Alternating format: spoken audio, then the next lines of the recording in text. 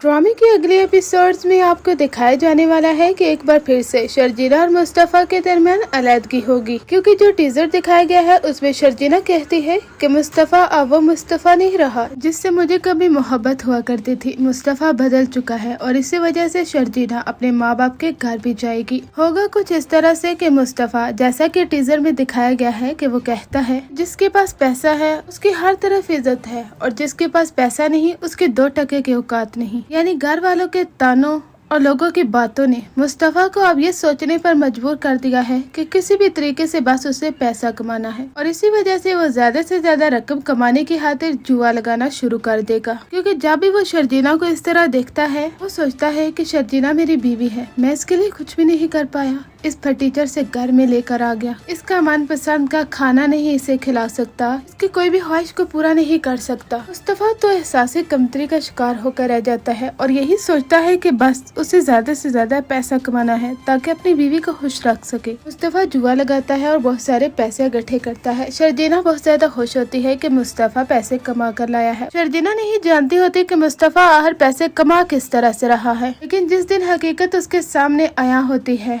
वो उसे कहती है कि आज के बाद मैं कभी भी यहाँ पर नहीं रुकूंगी मुस्तफा, कब तक मैं तुम्हें समझाती रहूंगी कि तुम कुछ कर सकते हो, तुम काबिल हो, तुम सब लोगों से आगे बढ़ोगे, लेकिन नहीं, तुमने वही राह चूज की जो कि गलत है। इसलिए मैं भी एक ऐसे शख्स के साथ गुजारा कर ही नहीं सकती जिसकी सोच भी यही हो कि वो जुए के जरिए पैसे कमाए। और यहाँ से ड्रामा काफी ज्यादा इमोशनल होगा, जहाँ पर मुस्तफा शर्जीना के दरमियान एक बार फिर से क्लैश पैदा हो जाएगा। मुस्तफा शर्जीना को रोकने की कोशिश करता है लेकिन शर्जीना नहीं रुकती। इधर शर्जीना के माँ बाप उससे कहते हैं कि हमें पहले ही पता था कि तुम उसके साथ खुश नहीं रहोगी। उसके बाबा कहते हैं कि ये मेरी बहुत बड़ी गलती है कि जब मैंने बड़े बेटे को देख लिया था तो छोटे बेटे को मैंने अपनी बेटी दी ही क्यों। मेरी लाडों से पली बेटी को इस हद तक दुख सहने पड़ रहे हैं, मैं सोच भी नहीं सकता। शर्जीना कहती है कि बाबा मुझे माफ कर दें, मेरी वजह से आपको बहुत सारे दुख का सामना करना पड़ा है, मैं सोच भी नहीं सकती कि मेरी वजह से आपको इतनी तकलीफ हुई। उसके बाबा कहते हैं कि शर्जीना तुम्हें फिक्र करने की जरूरत नहीं है, तुम्हारा बाप अब भी जिंदा है, अभी बात बहुत आगे तक नहीं पहुंची है। अगर तुम लोगों की औलाद होती तो फिर भी है